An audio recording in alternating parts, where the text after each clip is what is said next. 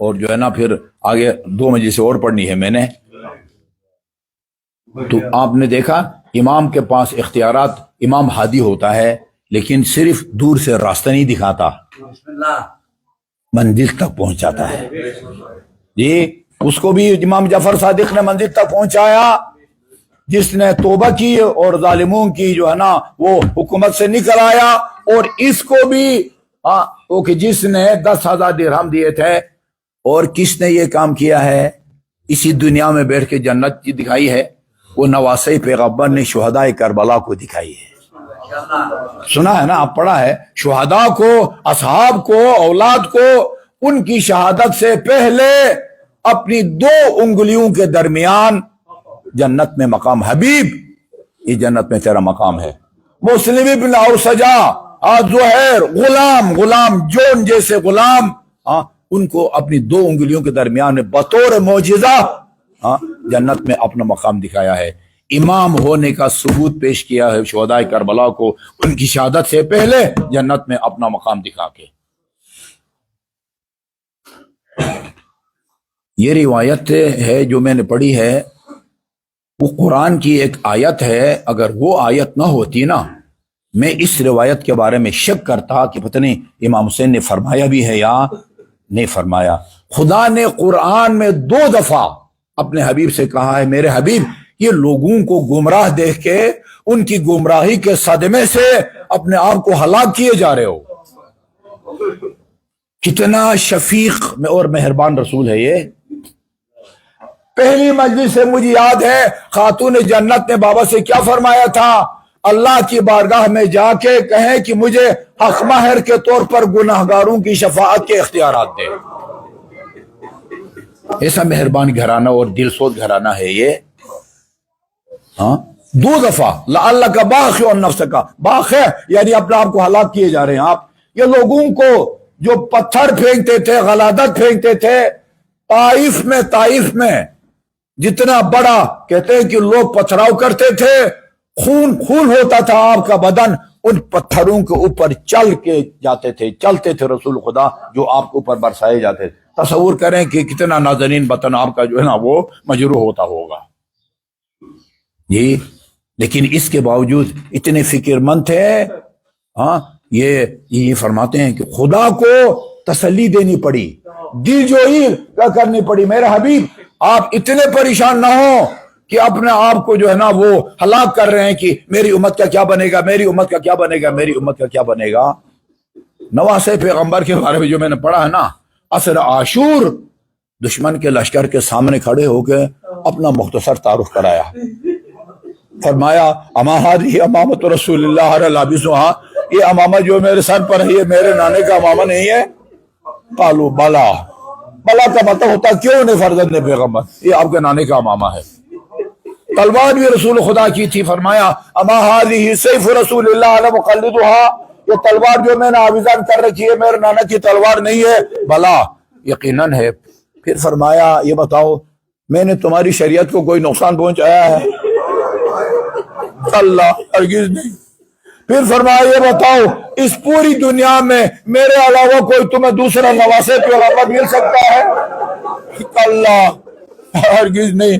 اذن بما تقاتلون، تو میرے قتل پر کمر بست ہو، کیوں فیصلہ کر لیا ہے کہ فاطمہ کو بیٹے کو شہید کریں گے؟ جواب ملا بغضا لابی، تیرے باپ سے بغض و دشمنی کی وجہ سے. راوی کہتا شاید غیر مسلم ہے، ہم نے دیکھا کہ نواسے پیغمبر رو رہے ہیں اس وقت. ہم نے پوچھا فرزند پیغمبر یہ دشمن کے سامنے اس حساس موقع پر رو رہے ہیں؟ وہ کسی شہید کی شہادت یاد آ گئی، علمدار یاد آ گئے، جس کی شہادت پر اپنا ہاتھ کمر پر رکھ کے فرمایا تھا الآن انکسر ظہری، عباس تیری شہادت نے حسین کی کمر توڑ دی. وقلت حیرتی، میری ساری تدبیریں ناکام ہو گئی. اکبر یاد آ گئے، وہ جس کے رخسار پر رخسار رکھ کے فرمایا تھا بنی علی علی الدنیا بعدک الافا، بیٹے اکبر اب تیرے بعد اس دنیا کے اوپر خاک ہو. کسی شہید کی شہادت یاد آ گئی. فرمایا نہیں. پھر کیوں رو رہے ہیں؟ یہ عجیب جملہ ہے. وہ میں نے عرض کیا نا یہ قرآن کی آیت نہ ہوتی نا میں باور نہ کرتا. حسین نے فرمایا یا نہیں فرمایا؟ فرمایا اب کی لہؤلاء القوم یدخلون النار لاجلی، یہ میرے خون کے پیاسے جو سامنے بیٹھے ہیں نا میں ان کا انجام کا تصور کر کے رو رہا ہوں، یہ مجھے قتل کر کے جہنم میں جائیں گے. یہ صدمہ جو ہے نا وہ حسین کو رلاتا ہے. عجیب ہے، یہ آسانی سے ہضم ہونے والا جملہ نہیں ہے. پتہ ہے یہ میرے ساتھ ابھی کیا سلوک کرنے والے ہیں. میں آج تک کتاب کے اندر امام حسین کی شہادت کی جو تفصیل میں نے پڑھی ہے نا آج تک کبھی میں نہیں سنا سکا عزاداروں کو. وہ برداشت سے باہر ہے. ہم اشارہ کر کے گزر جاتے ہیں ورنہ وہ تفصیل سے کسی میں ہمت نہیں ہے کہ امام کی شہادت پڑھے. نہیں پڑھ سکتا کوئی. اب کی پتہ ہے میرے ساتھ کیا سلوک کریں گے، مجھے کس طرح شہید کریں گے اس کا بھی پتہ ہے، اور شہادت کے بعد میرے نازنین بدن کے ساتھ کیا سلوک کریں گے اس کا بھی پتہ ہے، اور شہادت کے بعد میری بیٹیوں نبی کی بیٹیوں اور علی کی بیٹیوں کے ساتھ کیا سلوک کریں گے اس کا بھی پتہ ہے. لیکن کہتے ہیں ان کے جہنم جانے پر جو ہے نا مجھے صدمے کی وجہ سے میں رو رہا ہوں. بس میں نے ایک اشارہ کرنا ہے. ایک اشارہ کرنا ہے. لکھا ہے کہ فنظر یمینا و شمالا،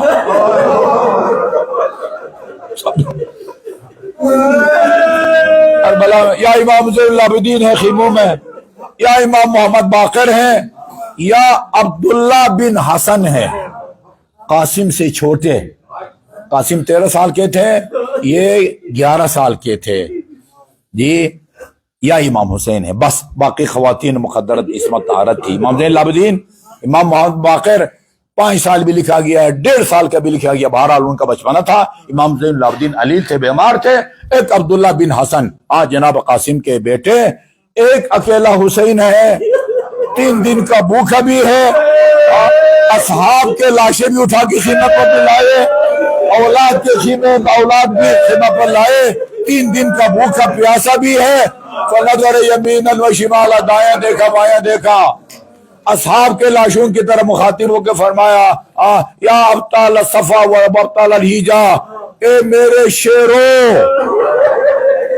اے میرے بیشے کے شیرو، مالی انادی کو فلا تجیبنی، تمہیں کیا ہو گیا؟ تمہارا امام تمہیں پکار رہا ہے اور تم آواز نہیں دیتے.